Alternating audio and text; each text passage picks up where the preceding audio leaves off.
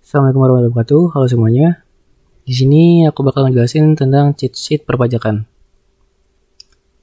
Bagaimana cara menggunakannya dan gimana cara mekanismenya. Nah, di sini kita sediain koreksi tipe 1, PP atur utang, pasal 24, depresi pajak dan depresiasi. Yang pertama itu koreksi yang tentang koreksi ya.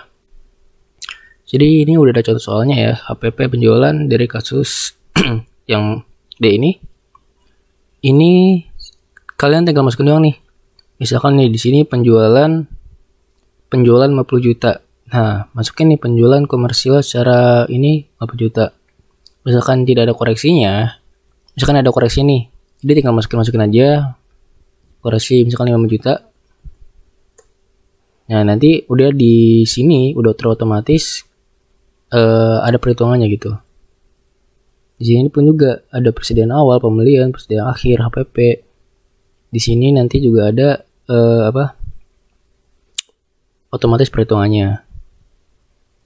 Nah, nanti ada bakal brutonya di sini, fiskalnya di sini. Nah, lanjut.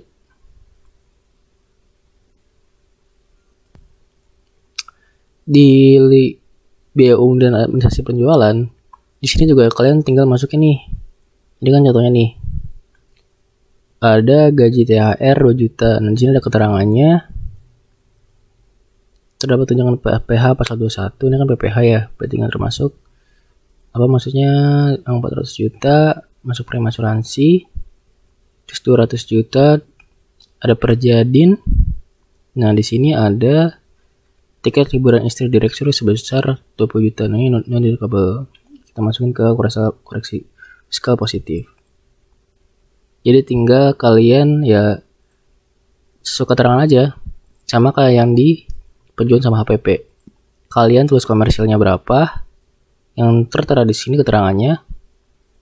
Terus nanti sesuai di keterangan kalian masukin di koreksi positif ataupun negatif. Nanti dia bakal terotomatisasi akan mengurang ataupun menambah di fiskalnya gitu. Ya, nanti juga nih laba usahanya bakal terutama sendirinya nih gitu. Nah, di pendapatan beban di luar usaha ini dari input yang kalian dapat dari informasi di sini, pendapatan beban di luar usaha. Kan bedanya ya, di sini itu penjualan HPP dan biaya umum ini dari penjualan yang terkait usaha gitu. Sedangkan di sini yang pendapatan atau beban di luar usaha. Tidak ada pendapatan, ada yang pendapatan dari luar negeri dan beban yang terkait di luar usaha. Mekanisme sama aja, sama kayak di atas. Kalian tinggal masukin komersialnya berapa. Terus apabila ada koreksi fiskal positif dan negatif, kalian tinggal masukin aja berapa angkanya. Nanti dia bakal terotomatisasi sendiri berapa hasil fiskalnya berapa. Nah, nanti di sini kalian misalkan ditanya nih, neto fiskalnya berapa, tinggal lihat sini aja. Kan jelas nih ya. Neto fiskal sama dengan 16.624. Itu didapat dari total laba usaha terkait usaha dan total pendapatan di luar usaha. Di sini dapat neto fiskalnya.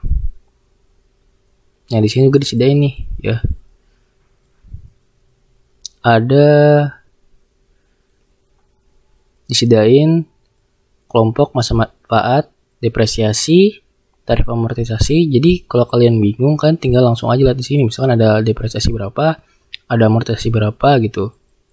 Misalkan di persediaan gitu, beda penyusutan ternyata lebih besar pajaknya. Nanti kalian bisa ngitung di depresiasi pajak ini di sini gitu. Ataupun bisa ngitung di depresiasi di sini gitu. Nah, kita lanjut di SPT 1771. Nah, di SPT 1771 ini sebenarnya ini inputan dari dimana kita bikin di sini nih. Jadi ketika kita input di sini semua, kan masuk nih ya, semuanya di sini kita masukin. Nanti bakal terotomatisasi sendiri, dia bakal masuk ke sini. Nah, misalkan nih peredaran usaha dia dari koreksi D5. Ya kan, peredaran usaha koreksi D5 mana? Nah, berarti di sini kan ya. Peredaran usaha itu 50 juta. Terus ini kan yang penghasilan neto komersial dalam negeri. Nah ini peredaran usaha, ini peredaran terkait usaha gitu. Terus HPP-nya berapa? HPP 30 juta, dari koreksi di 12. Nah di 12 berarti kan di sini ya. Jadi langsung lihat di HPP-nya nih. Terus di sini ada biaya usaha lainnya, dari koreksi di 28.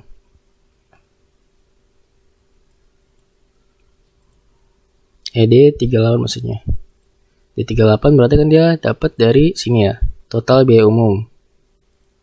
Terus ini dapat penghasilan neto itu didapat dari A dikurang B dikurang C, peredaran usaha dikurang APP dikurang biaya usaha lainnya, dan seterusnya. Jadi tinggal dimasuk-masukin aja nih.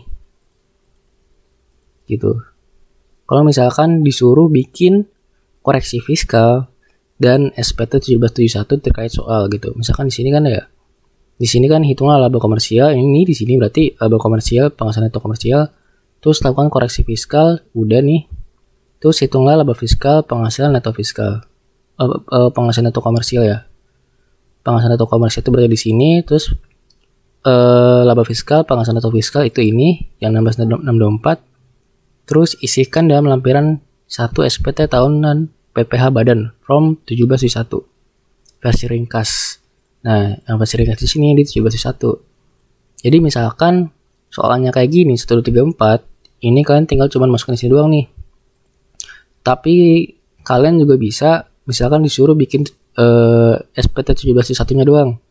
Kalian tinggal masukin aja angka-angka di peredaran usaha berapa, HPP-nya berapa, biaya usahanya berapa, terus penghasilan dari luar usaha berapa, biaya dari luar usaha berapa, penghasilan neto dari luar usaha dapat, terus penghasilan neto dari komersial luar negeri ini dapat dari netonya ya. Jadi udah peredaran usaha dikurang sama HPP dikurang biaya usaha lainnya. Jadi ini udah neto nih, udah dikurangi sama biaya-biaya.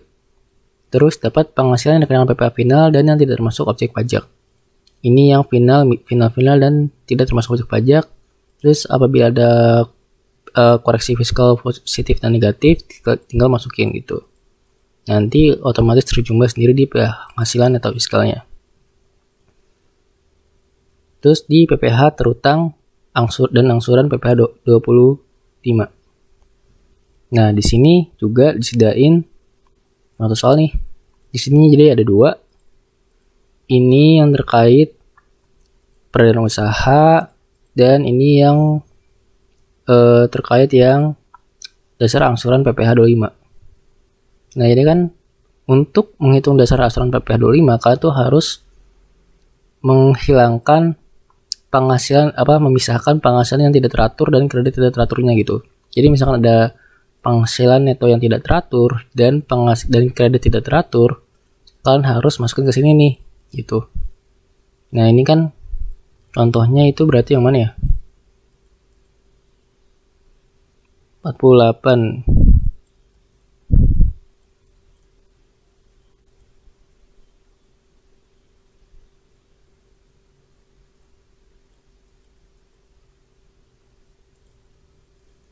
Nah, kita anggap aja misalkan ini dari sini ya, tapi ini angkanya 48 gitu.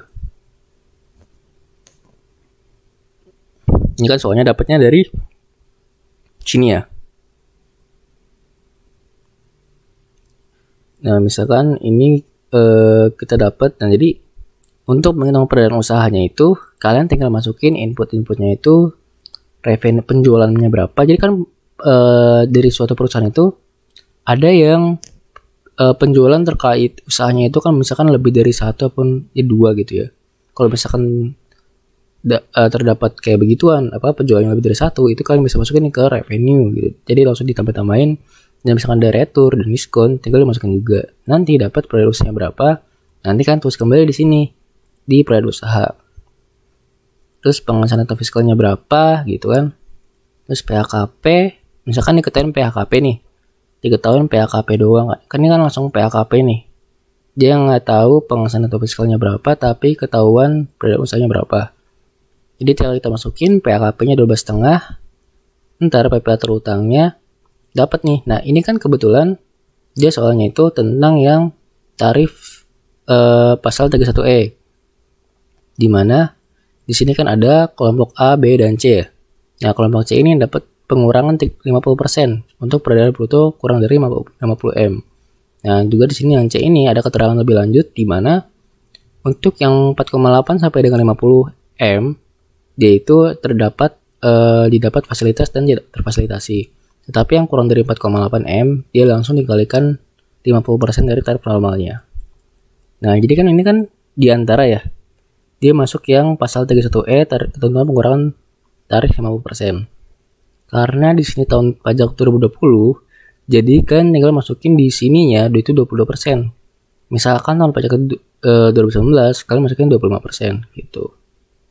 Nah, kalau misalkan di sini muncul 48 juta, ya kan antara ya. Nanti di sini terotomatis nih keluar fasilitas dan tidak fasilitas gitu. Di sini juga ada caranya 4,8 M dikali PHKB per PB. Dia dapat 1.250. Nah, pas total terfasilitasi itu kita dapat dari yang 22% dikali 50% dikali yang 1,2,5. Sedangkan yang fasilitas ini dikurang dari, kita lihat, 12 juta dikurang 1,2 dikali yang 22% dari formalnya. Nah, dapat PPh terutangnya berapa? Nah, misalkan ada PPh pasal 22 sampai 25. Jadi kalian tinggal masukin aja. PPh kan sini kan ya. PPh pasal 22 itu 1 juta, 23-nya nggak ada. PPh pasal 24 mana yang ada? Oke, ini mungkin ada yang miss soalnya. Jadi pokoknya kalau ada PPh terkait PPh kalian tinggal masuk aja. Terus ini PPh pasal 25 sebesar 500 juta tinggal masukin. Nah, nanti kan di sini kan udah PPh yang harus dibayar sendiri ini dapat dari PHKP, PPh terutang dikurang PPh pasal 22 sampai 24. Nanti PPh kurang lebih bayarnya itu tinggal 1,5 dikurang 500 juta. Gitu. Nah, di sini ada juga soal nih. Jumlah peran usaha 58 juta. Padahal kan dia make yang, nah, di sini misalkan kita pakai 51 juta ya. Yang 51 M. Nah, dia nggak bakal keluar nih. Karena kan dia lebih dari 50 M ya. Jadi tarifnya yang normal. Terus kalau misalkan kita pakai yang di bawah 4,8, dia juga nggak bakal keluar gitu. Soalnya dia langsung dikali 50% gitu.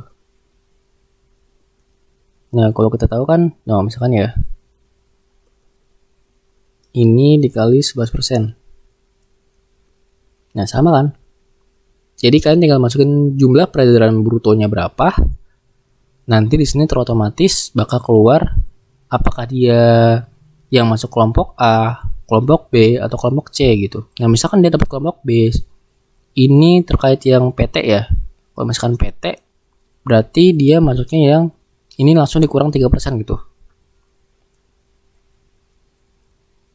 Nah, terus yang ini, seperti yang aku bilang tadi, ini tinggal masukin aja brutonya berapa, neto fiskalnya berapa kalau ada. Terus tidak teraturnya berapa, penghasilan atau tidak teratur berapa, kompensasi kerugian kalau ada, PHKP, PPh terutang. Nanti tinggal masukin aja, dapat angsuran per bulannya. Itu dapat dari dasar angsuran PPh 25 dibagi 12. Begitu. Jadi kalian inputnya tinggal masukin doang. Dari peredaran bruto, neto fiskal, dan misalkan ini neto fiskal ini sebenarnya bisa didapat dari sini gitu. Jadi neto fiskal didapat dari sini dipindahin ke sini, tinggal dikurangin neto tidak teratur, dapat neto yang teratur. Kompensasi kerugian kalau ada. Jadi sebenarnya ini koreksi 17.1 PPh terutang ini bisa saling berhubungan gitu. Kalau misalkan soalnya disuruh untuk membuat koreksi fiskal, membuat SP 17.1 dan menghitung PPh terutang dan angsuran PPh pasal 25. Gitu. Nah, kita lanjut yang ke PPh luar negeri yang dapat dikreditkan. Nah ini contohnya diketahui PB-nya ini premi bruto 100, penghasilan neto fiskal 1,6, rugi fiskal 950. Nah ini contohnya dari contoh tahun lalu ya. Nah ini kita dapat dari penghasilan neto dalam negeri, dapat dari yang penghasilan neto fiskal PTCN dari dalam negeri sebesar 1,6. Kita masukin penghasilan neto luar negerinya, ini dapat dari, jadi kan ini ada negara A, B, C, dan D. Nah kita harus tahu dulu konsepnya nih, kalau penghasilan luar negeri yang dapat dikreditkan itu yang dimana jenis penghasilannya hanya dapat dikenai pajak di Indonesia.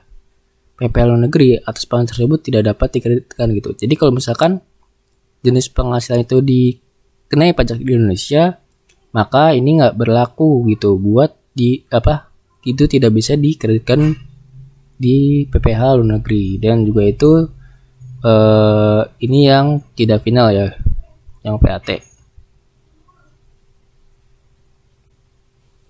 Nah coba kita lihat dulu nih. Ini kan dari negara A, PTCN, penghasilan itu sebesar 2,5 M, dipotong pajak di negara tersebut 375. Tetapi berdasarkan isi perjanjian pengindahan pajak berganda antara negara Indonesia dan negara A, hak pemajakan seharusnya berada di Indonesia bukan negara A. Nah makanya di sini kredit pajak seharusnya itu kosong. Kenapa? Karena di sini nggak bisa nih, nggak ada di sini P3B-nya kosong karena kan. Jadi kan di sini kosongin aja P3B-nya apabila ada keterangan di mana hak pemajakannya seharusnya berada di Indonesia bukan di negara A gitu. Soalnya ini kan sini ya. Apabila menurut P3B suatu jenis penghasilan hanya dapat dikenai pajak di Indonesia, PPh luar negeri atas penghasilan tersebut tidak dapat dikreditkan gitu. Berarti nanti kalian P3B-nya 0 aja kalau ada keterangan kayak gini gitu. Terus yang B, PTCN mendapat peroleh penghasilan neto sebesar 3M. Terus dipotong pajak sesuai tarif pajak di negara tersebut sebesar 12%. Jadi tinggal kita kain 12%, dapat 360 juta. Terus ada P3B-nya itu sebesar 10%. Ya udah, kita kaliin. Nah, negara C mengalami kerugian. Nah, karena dia mengalami kerugian, kita nggak masukin nih, karena kan nggak ada penghasilan netonya gitu. Terus negara D memperoleh dividen sebesar 600 juta. Dan dipotong pajak sesuai tarif pajak negara tersebut sebesar 20%. Di sini tidak ada perjanjian penghindaran pajak berganda nih. Nah, karena nggak ada P3B-nya, jadi P3B-nya ini kita masukin di yang PPh luar negeri gitu. Nanti ini setelah kalian masukin, kalian input yang ini, pokoknya 6 ini yang kuning kalian input. Nah, ini juga sebenarnya harus kalian input dulu nih. Penghasilan dalam negerinya berapa, luar negerinya ini kan walaupun di yang 2,5 M ini tidak dapat dikreditkan, tapi kan itu kan termasuk yang penghasilan itu luar negeri gitu. Jadi kalian tetap perhitungkan dimasukin dalam penghasilan itu luar negeri. Totalnya berapa? Apabila ada kompensasi kerugian, kayak tulis karena di sini ada kompensasi kerugian, mengalami kerugian fiskal sebesar 950 juta, kalian masukin. PHKP-nya berapa? Kan dapat nih dari total dikurang kompensasi kerugian. Tinggal dapat dari PPh terutangnya yaitu sebesar 22% dikali PHKP. Nah, ini dilihat dari penghasilan bruto untuk penentuan tarif kan ya. Nah, karena kebetulan di sini lebih dari 50 M, jadi dia tarifnya normal 22%. Tinggal lihat tertentunya kita dapat dari penghasilan neto luar negeri dibagi dengan PHKP dikali sama PPh terutang. Itu rumusnya untuk yang tertentunya. Nah, kredit pajak seharusnya ini kita ambil dari yang terkecil. Nah, karena ini juga otomatis nih, dia langsung ngeliat nih yang terkecil yang mana. Jadi dia langsung kelihatan nih. Kita lihat nih, kita bandingin sama P3B sama tertentu. Nah, ini kan 300 sama 660 ya. Berarti kan dilihat 300. Ini 120 sama 120 karena sama, kita ngambil yang 120. Nah, totalnya 420 gitu. Untuk PPh luar negeri tersebut.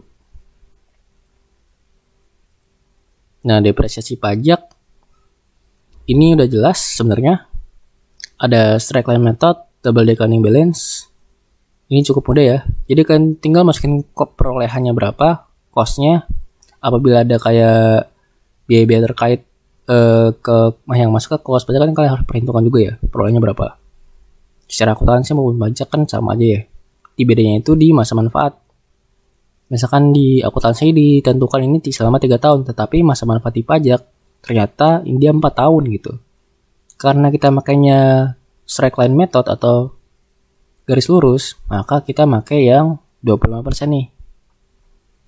Jadi sebenarnya tinggal kita bagi aja ya. Tapi bisa juga kita kali nih. 400 dikali 25% gitu. Ini kan tinggal kita 400 dibagi 3. Nah, karena dia lebih besar dari akuntansi lebih besar daripada pajak, berarti koreksi fiskalnya positif. Misalkan ini lebih kecil, dia bakal ada lingkaran nih. Maksudnya kayak tanda kurung. Kalau tanda kurung, berarti kalian masukinnya ke yang negatif, koreksi fiskal negatif. Terus yang depresiasi di sini juga jelas, dimana kalian tinggal masukin harga belinya berapa, biaya notarisnya berapa, tinggal dimasukin aja. Nanti dapat harga perolehan. Terus misalkan ada sisa estimasi, tinggal kalian masukin masa manfaatnya berapa. Misalkan pokoknya kalau di total unit produksi kalian masukin juga. Nanti bakal ketahuan di sini depreciable per unitnya berapa, depreciable cost-nya berapa. Ini garis tulisnya juga ada ketahuan. Jadi tinggal kalian input aja nih sisa estimasi, masa manfaat, unit produksi kalau ada. Jadi yang ya masukin yang berkaitan aja tentang di soalnya apa gitu. Sekarang garis lurus kalian masukin gitu. Jadi udah otomatis nih. Nah, bedanya di double declining balance, misalkan estimasi manfaatnya 4 tahun, dia nanti di sini mana itu double declining balance? Jadi nanti kan misalkan ini 4 tahun ya, masa manfaatnya 4 tahun. Nah, nanti double declining balance kan untuk ketentuan pajaknya dia di akhir tahun itu disusutkan keseluruhan gitu, secara semuanya. Jadi di sini bukan 18.750 tetapi langsung kalian depresiasinya berarti dia. Di sini ya langsung sesuai dengan book value-nya berapa gitu kan, karena disusutkan semua. Jadi ntar book value-nya di sini 0 untuk book value tahun keempat atau tahun terakhir gitu. Sekian untuk pembahasan cicis kali ini. Semoga untuk UAS nanti dapat lancar untuk menggunakan cicis ini dan mendapatkan hasil maksimal. Terima kasih. Wassalamualaikum warahmatullahi wabarakatuh.